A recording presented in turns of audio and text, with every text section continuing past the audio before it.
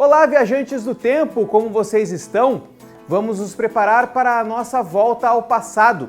E hoje vai ser especial, porque vamos embarcar no Bandeirante e voar pela história da Embraer, empresa aqui de São José dos Campos, que começou como um sonho e hoje fabrica aviões que cortam os céus do mundo. Mas não é só isso. Nós temos também o quadro Clique Histórico, para comparar o antes e o depois do nosso tema principal. E ainda temos o nosso Almanaque Retrô, para mostrar o que acontecia culturalmente no ano da nossa viagem. Então chega de papo, porque é hora de viajarmos para o ano de 1969. Preparados? Então apertem os cintos, porque vamos decolar! São José dos Campos é conhecida e amplamente divulgada como a capital nacional da aviação. E esse título não é por acaso. Isso se deve à empresa brasileira de aeronáutica, ou simplesmente Embraer. A companhia nasceu em agosto de 1969 para a construção do Bandeirante, avião idealizado e projetado pelo engenheiro aeronáutico Osiris Silva, e que havia feito seu primeiro voo no ano anterior. Porém, a empresa só iniciou suas operações de fato no dia 2 de janeiro de 1970, quando a planta foi criada. E podemos dizer que as portas da empresa praticamente foram abertas por este personagem, pois é dele, Luiz Torello, o crachá de número 1 da companhia que iniciava os seus trabalhos. Era dele a tarefa de organizar a primeira divisão de pessoal da empresa, ou seja, cuidar da contratação dos funcionários que iriam inaugurar a Embraer, além de resolver os trâmites burocráticos para a criação da empresa. Eu trabalhava na Bendix e fui procurado, ouvi a proposta, analisei e acabei aceitando. Só que tinha uma situação, a empresa não existia ainda e eu deveria tomar as providências para que ela fosse registrada na Previdência Social, no Ministério do Trabalho, e com uma agravante: os diretores estavam em missão no exterior no mês de dezembro, sem ser empregado, sem nenhum vínculo formal.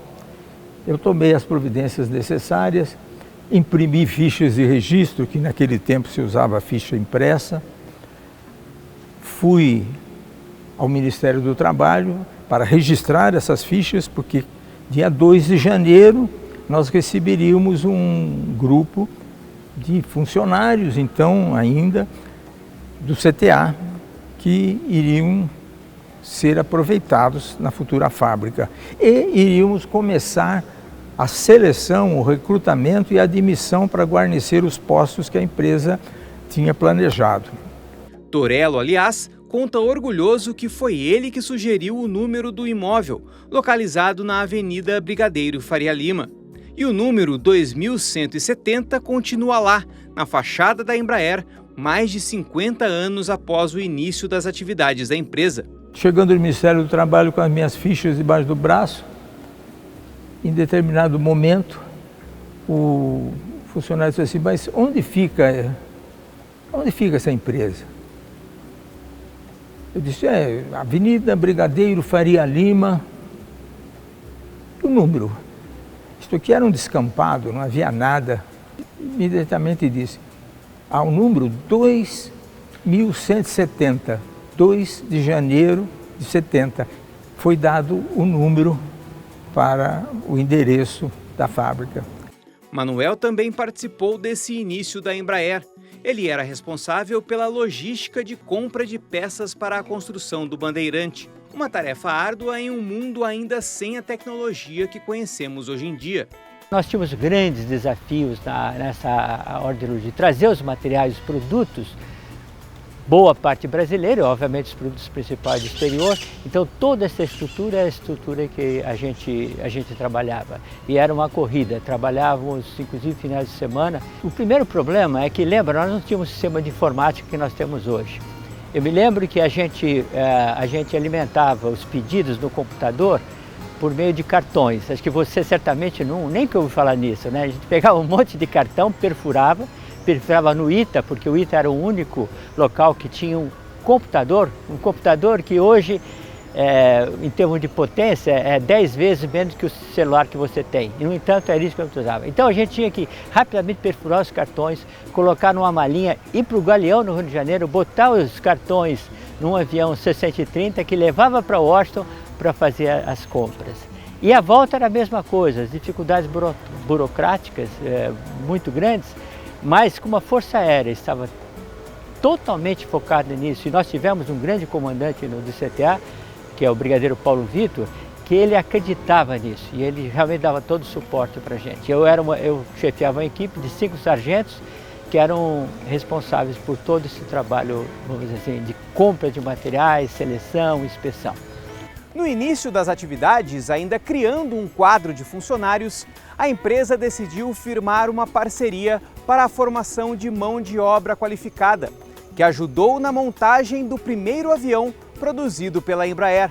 O grande desafio era formar mão de obra para a produção, principalmente os chamados chapeadores. Para isso, a produção me cedeu um especialista, o Jorge Papai, para ensinar. Eu admiti um professor de matemática e desenho e, com a ajuda do Senai, nós desenvolvemos séries metódicas de riscar, cravar, dobrar, enfim, e montar as peças, onde eu defini as condições psicográficas, vamos dizer assim, dos candidatos, que eram jovens, recrutados também com um viés social, e esses rapazes ficavam durante cerca de 3 a 4 meses em regime interno, estudando e praticando. E no 4º mês eles eram lançados na produção. Essa foi a base da formação da massa de mão de obra. E como marco do início das atividades na recém-inaugurada Embraer, a placa posicionada na frente da empresa, que anunciava a fabricação do avião genuinamente brasileiro, foi levemente alterada.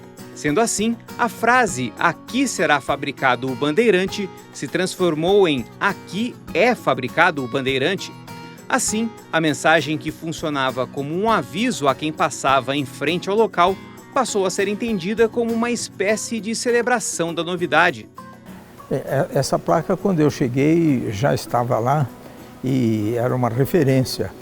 Foi, naturalmente, iniciativa do pessoal do CTA, particularmente da equipe que foi depois deslocada para a Embraer. Durante anos e anos, ela representou um símbolo e um fator motivacional muito importante. Não é por acaso que a aeronáutica decidiu colocar a fábrica aqui em São José dos Campos, porque aqui nós tínhamos uma agente trabalhadora, um agente voltado à tecnologia, uma agente séria. Naquela época, em 1970, você não tinha o que fazer à noite, porque o pessoal trabalhava duro durante o dia para no outro dia voltar. Então, foi exatamente essa dedicação da própria população, de gente preparada, gente que veio do ITA, gente muito bem formada, que fez o sucesso do que era a Embraer. Então, aquele símbolo de aqui é fabricado o Bandeirante, eu diria que, sem dúvida, foi o início de tudo. O local, aliás, se desenvolveu muito depois da instalação da Embraer. Hoje, a placa se tornou apenas uma boa lembrança do início do trabalho que mudou a aviação brasileira. Quando nós chegamos em 1970, não havia nada, havia pasto. A própria pista era uma pista despreparada. Quem vê, se vocês colocarem a decolagem do primeiro Bandeirante, está cheio de poeira, porque, de fato, era um local ermo da cidade. Mas dali brotou essa vontade de fazer avião, essa vontade de fazer tecnologia, e é a Embraer que vocês conhecem hoje. Hoje, passados mais de 50 anos do início de tudo, a Embraer cresceu muito. Conta com mais de 23 mil funcionários globalmente, tem aeronaves que operam em mais de 100 países, mas ainda carrega a contribuição que cada um deu para o início dessa história. É evidente que ela é um motivo de orgulho nacional orgulho local, e o fato de ter participado ativamente durante 13 anos me enche de orgulho, sem dúvida nenhuma. De certa maneira tem um tiquinho nessa criação da Embraer. A Embraer foi criada em agosto, né? E foi exatamente o ano que eu comecei aqui no DCTA. Bom, hoje eu tenho 79 anos, tinha 23 anos naquela época. Quando olho para trás digo, puxa vida, eu tenho meu tiquinho aqui.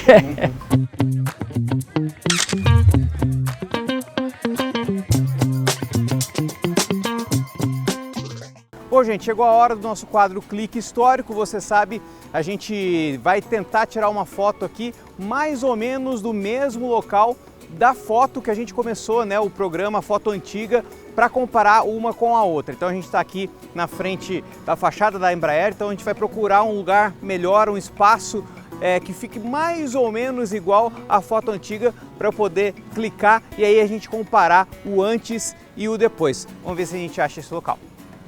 Devido ao desenvolvimento da Avenida Brigadeiro Faria Lima nesses 50 anos, ficou difícil para achar o ângulo exato de onde a foto foi tirada no início dos anos 1970.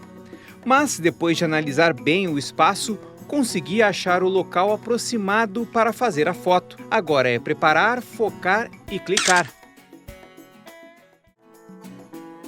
E aí, tá curtindo a viagem? Eu espero que sim! Mas agora nós vamos dar a nossa primeira pausa para tomar uma água antes de continuarmos, porque ainda tem muita história bacana pela frente.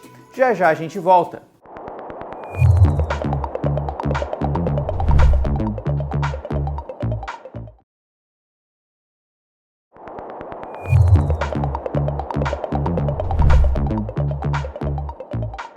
Voltamos com o Câmara Retrô para continuar a nossa viagem ao ano de 1969. No primeiro trecho dessa trip que a gente está fazendo, você conheceu como surgiu a Embraer e também como ela se desenvolveu e mudou ao longo dos anos. Mas agora vamos conhecer o primeiro avião fabricado pela empresa, o modelo que deu início à Embraer que conhecemos atualmente. Se prepare para conhecer melhor o Bandeirante. Ele carrega em suas asas o sonho de um brasileiro que sempre amou a aviação, além de ter o título de ser a primeira aeronave produzida no Brasil pelas mãos dos brasileiros. Esse é o Bandeirante, um avião idealizado pelo engenheiro aeronáutico Osiris Silva e que foi o principal motivo para a criação da Embraer em São José dos Campos no final dos anos 1960 e início dos anos 1970. Um desafio e tanto para uma empresa ainda no início de suas operações e que gerou uma certa desconfiança para muitas pessoas. Os desafios eram enormes, porque imagina que o Brasil ia fabricar aviões quando nunca tinha fabricado carro, não tinha fabricado nada. Dizem até que como é que o Brasil ia fazer um avião se não fabricava bicicleta, não é verdade? E havia muita gente cética dentro da Força Aérea, dentro da cidade, porque fazer um avião desse tipo era um desafio muito grande. No entanto, a equipe era muito bem estruturada. Você certamente vai falar com outras pessoas dessa equipe, vai ver o entusiasmo que tinha. Eu diria o seguinte, não fosse essa vontade de fazer, esse sentido de brasilidade, a gente não teria feito o Bandeirante. E, obviamente, isso é uma parte de uma grande equipe, como disse já várias vezes, liderada pelo Osiris. Mas essa história começou alguns anos antes da criação da Embraer, quando Osiris Silva, recém-formado pelo ITA, começou a desenvolver no Centro Técnico de Aeronáutica, o CTA, o projeto que seria o futuro Bandeirante. A intenção de Osiris era desenvolver um avião turbohélice destinado ao transporte aéreo regional. Assim, em 1966, foi iniciada a produção do Bandeirante, que teve o seu primeiro protótipo concluído 2 anos depois, com um voo inaugural realizado em 22 de outubro. Quando então o DCTA decidiu fazer o Bandeirante, com a coordenação do Osiris, ele queria fazer um produto novo, um produto que se destacasse. Então você vê, o Bandeirante era o primeiro turbohélice que fazia essa linha regional. É um avião bonito e um avião econômico. Se você vê os aviões da Embraer hoje, eles são bonitos, são mais velozes, são mais silenciosos e, portanto, traz muito retorno. né? Então eu diria assim, novamente, o Bandeirante, ele é o bebê da Embraer. É o bebê que fez essa gama enorme de aviões e você vê que isso está no DNA da companhia. E fazendo jus ao nome que recebeu, como um verdadeiro bandeirante, a aeronave foi desbravando e abrindo espaço para que a Embraer surgisse e entrasse de vez no cenário da aviação mundial. A gente sabia que estava fazendo um produto que tinha que vencer, porque todas as iniciativas anteriores de fabricar aviões no Brasil falharam. E falharam por quê? Porque não havia uma liderança e principalmente porque nunca tinha se pensado em fazer um avião para o mundo. Sempre se fez um avião para substituir aviões da Força Aérea ou coisa parecida. O Osiris não, ele teve a ideia de fazer um avião que poderia ser uma diferença no mundo. Ele percebeu que quando a maioria dos grandes fabricantes de avião estavam indo para os jatos, ele pensou em fazer um avião bimotor, que pudesse atender tanto as características brasileiras de pistas não preparadas, como o próprio mercado americano, sedento de um avião que ligasse os aeroportos. Tanto é que, logo de início, os Estados Unidos comprou 200 bandeirantes. Os primeiros bandeirantes tinham capacidade para 2 tripulantes e 8 passageiros. Pouco depois, o número de passageiros passou para 12. No decreto que formalizou a criação da Embraer, foram encomendadas 80 unidades do Bandeirante pelo governo brasileiro. A produção em série começou em 1971 e em 1973 foi realizada a entrega da primeira aeronave para a Força Aérea Brasileira. O Guilherme atuou como piloto de testes da Embraer e colecionou várias horas de voo no comando do Bandeirante. Para ele, a aeronave tinha uma estrutura robusta e confiável, um diferencial para a época. O avião Bandeirante, ele se comportava muito acima do que o piloto precisava, do que o piloto exigia. Então, é um avião que criou uma história de sucesso por conta disso. Todo mundo adorava, é muito fácil de operar, operava em pistas não preparadas. Não são todos os aviões que operam em pistas não preparadas. Esse avião operava em pistas não preparadas. Tinha esses motores maravilhosos da Pratt Whitney, que foram se desenvolvendo ao longo do tempo, mas dava uma confiança para os operadores muito grande. Fácil manutenção, em primeiro lugar, né? Em segundo lugar, fácil de operar. Projetado e construído no início da década de 1970, o Bandeirante pode ser considerado um marco na história da aviação brasileira, por carregar tecnologias consideradas avançadas para a época, sendo possíveis até de ser utilizadas na aviação de hoje em dia. A grande maioria das empresas, claro que usaram as referências desse avião. Teve empresas que compraram o avião só para desmontar o avião, ver como eram fabricados, todas as células, estrutura, parte estrutural, aerodinâmica, desenvolvimento, controle de voo, estabilidade, direção. Eles tinham que olhar o que nós fazíamos para ter um avião tão bacana e se comportando tão bem. Mais do que um avião, o Bandeirante virou uma bandeira da Embraer, chegando até mesmo a batizar o jornal interno da empresa. A aeronave foi fabricada durante 20 anos. Ao todo, foram quase 500 unidades construídas, sendo que quase a metade delas vendidas para o exterior, somando 36 países. E alguns desses aviões ainda estão em operação pelo mundo. Hoje, é possível encontrar 3 desses modelos em São José dos Campos. Um está exposto no Parque da Cidade, outro no MAB, o Memorial Aeroespacial Brasileiro. O terceiro está na fachada da Embraer, no mesmo lugar onde, no começo de tudo, havia uma placa anunciando a fabricação da aeronave. Afinal de contas, se atualmente a Embraer é uma empresa grande que fabrica jatos, aviões comerciais e até aeronaves de defesa e segurança, o Bandeirante foi quem abriu esse caminho de sucesso para a empresa. O avião ele fez história no mercado internacional, não é só no mercado nacional, mercado internacional. O pessoal aprendeu a respeitar a empresa como uma indústria aeronáutica, através desse aviãozinho aqui. Vejo nele aquela ponta de tecnologia que o Brasil sempre precisou. É única, aliás, existem outras áreas, mas são poucas áreas que o Brasil se destaca em tecnologia. E esse avião, ele representa o início da tecnologia. E principalmente porque ele foi criado em bases sólidas. Quer dizer, antes da gente fazer um avião, a gente criou gente, criou engenheiros.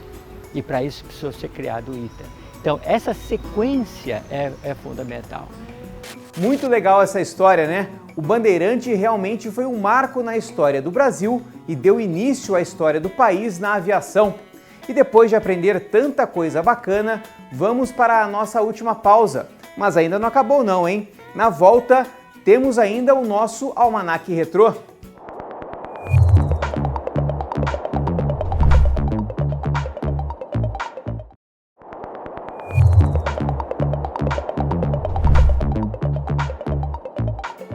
Voltamos com a última parte da nossa viagem até 1969, ano de fundação da Embraer. Então vamos para o nosso Almanaque Retrô para saber o que de melhor aconteceu culturalmente nessa época.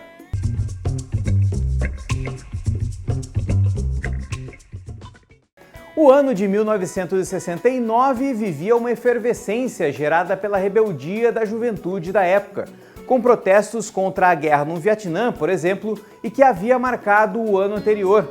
E todo esse cenário causou uma revolução cultural. Foi em 1969, mais precisamente em agosto, mesmo mês de fundação da Embraer, inclusive, que aconteceu o famoso Festival de Woodstock.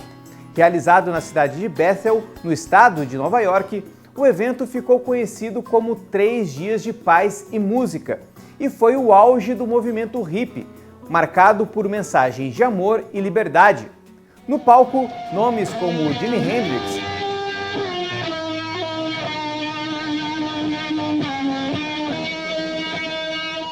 Janis Joplin,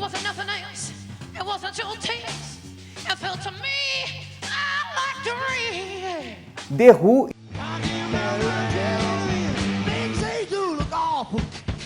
e Joe Cocker. Em 20 de julho, outro evento marcante foi a chegada do homem à Lua.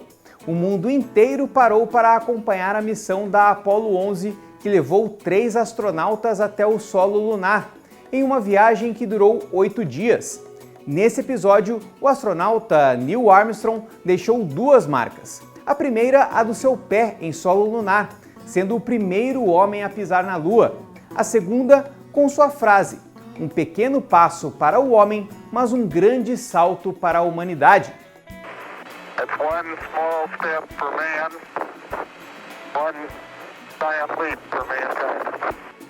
Já aqui no Brasil, marcado pelo auge da ditadura militar, o grande nome da música em 1969 era Wilson Simonal, que regia plateias com o hit País Tropical, aquecendo o país para a Copa do Mundo que viria no ano seguinte. Moro num país tropical, abençoado por Deus e bonito por natureza.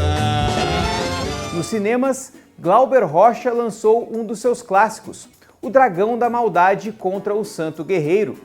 Outro filme clássico lançado em 1969 foi Macunaíma, baseado na obra de Mário de Andrade, escrito por Joaquim Pedro de Andrade e estrelado por Grande Otelo. Que preguiça!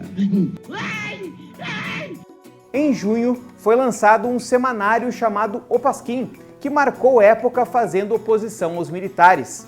Criado pelo cartunista Jaguar e pelos jornalistas Tarso de Castro e Sérgio Cabral, a publicação também trazia nomes como Milor Fernandes e Ziraldo.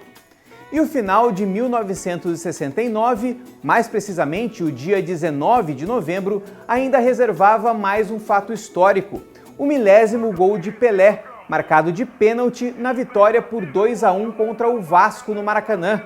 E com esse gol do rei do futebol, nós fechamos a última página de mais um Almanaque Retrô.